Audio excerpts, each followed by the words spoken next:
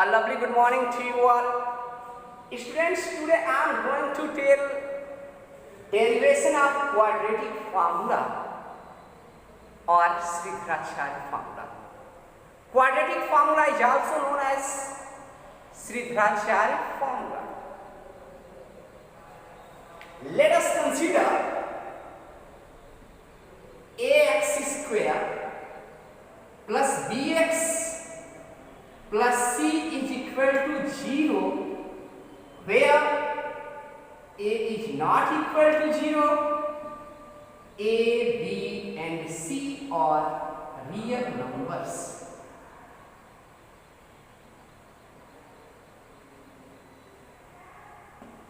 Be a quadratic equation. This equation is also known as standard quadratic equation. Students, इस equation को हम लोग standard quadratic equation भी कहते हैं। कुछ लोग कहें sir A B C real number है तो ए को क्यों नहीं हम जीरो के इक्वल लेते हैं जबकि जीरो भी रियल नंबर है। तो जरा सोचिए, अगर ए को हम लोग जीरो मान लें तो zero into x square zero हो जाएगा, मीन्स वो एक्स स्क्वायर को लेकर डूब जाएगा। आज जब डूब गया तो जीरो, आज जब जीरो हुआ तो देखिए इक्वेशन क्या बच गया, B X plus C is equal to zero. और इस इक्वेशन में एक्स की डिग्री क्या है, 1 है, therefore you can say it is linear equation। तो हम लिखे हैं, हम बोल रहे हैं कि एक क्वाड्रेटिक इक्वेशन है, स्टैंडर्ड क्वाड्रेटिक इक्वेशन है, और अगर ये जीरो हो जाता तब एक्स स्क्वायर को बर्बाद कर देगा, एक्स स्क्वायर नहीं रहेगा, जीरो से मल्टीप्लाई करेंगे जीरो हो जाएगा और वह क्वाड्रेटिक इक्वेशन लीनियर में कन्वर्ट हो जाएगा। तो इसके लिए हम कह रहे हैं कि ए जो है means coefficient of X square is not equal to zero. Clear? अब हमको करना क्या है, श्रीधराचार्य फार्मूला या क्वाड्रेटिक फार्मूला का डेरिवेशन करना है।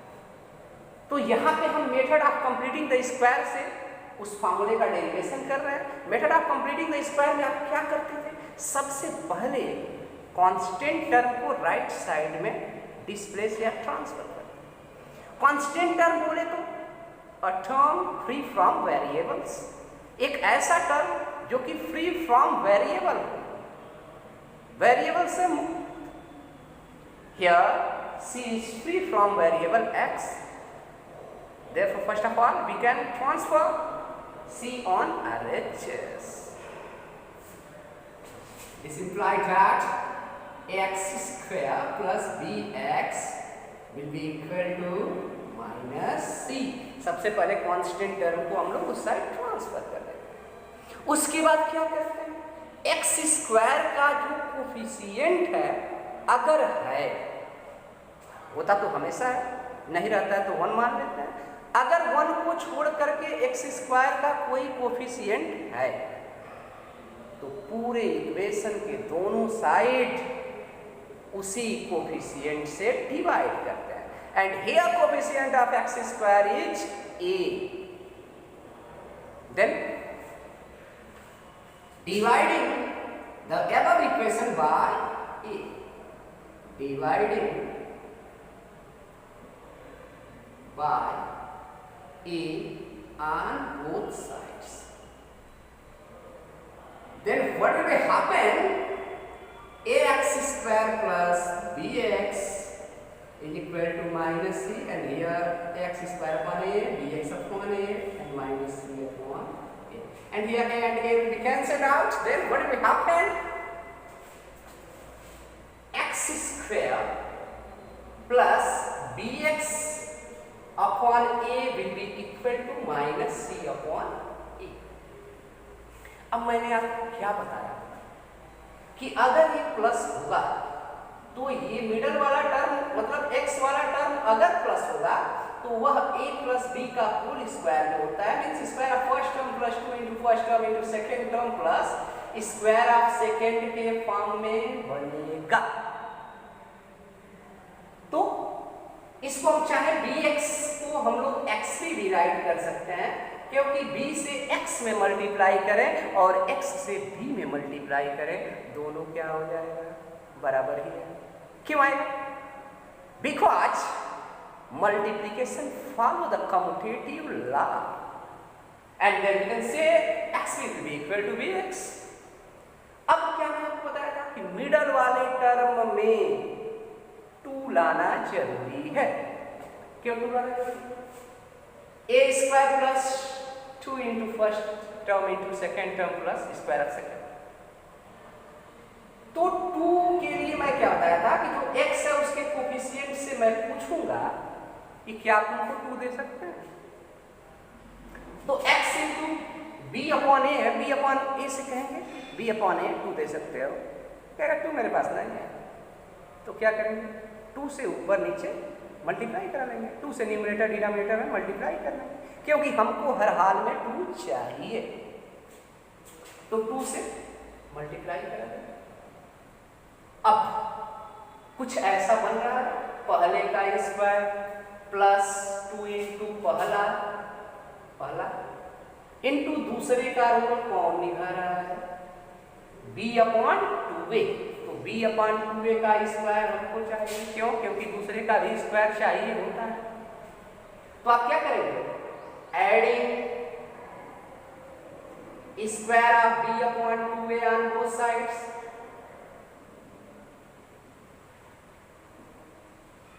Then what will happen? X square plus 2x into b upon 2a plus square of b upon 2a will be equal to minus c upon a plus square of b upon 2a. Okay? And here it is equal to x plus square of x plus b upon 2। एक quantity x plus B upon 2a के whole square के बराबर हो जाएगा। क्यों? क्योंकि जब आप इसको एक्सपेंड करेंगे तो किसके इक्वल होगा? पहले का स्क्वायर प्लस 2 इंटू पहला इंटू दूसरा प्लस दूसरे का स्क्वायर। और यहाँ पे आप राइट करिए माइनस सी अपॉन ए। ये आपका क्या हो जाएगा? b का स्क्वायर और 2a का स्क्वायर कितना हो जाएगा? oa square. And this implies that square of x plus b upon 2a, and here what is LCM? LCM of a and oa square।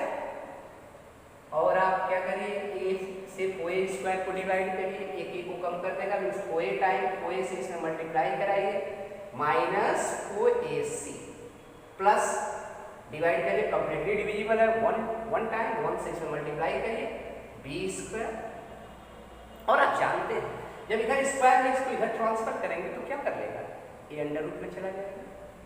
Means this implied that square of x plus b upon 2a will be equal to b square. तो पहले right कर लीजिए minus 4ac के बाद में minus 4ac upon 4a square. और अभी मैं जिस फैक्ट का मैं बात कर रहा था वो क्या था कि अगर इधर स्क्वायर है इसको इधर ट्रांसफर करेंगे तो पावर 1/2 बनाएगा, और 1/2 मतलब स्क्वायर अंडर। तो ये आपका हो गया square b square minus 4ac upon 4ac। And this implied that x plus b upon 2a, 4a square बाहर आ जाएगा, 4 का square root 4a square will be equal to what? 2a, क्योंकि 4 का 2 हो जाएगा, ये स्क्वायर का ही हो जाएगा। 4 को लिख सकते हैं 2 इंटू 2, और स्क्वायर रूट में अगर दो क्वांटिटी, एक क्वांटिटी 2 बार हो तो 2 पर 1 फ्री, यानी आउटसाइड ऑफ स्क्वायर।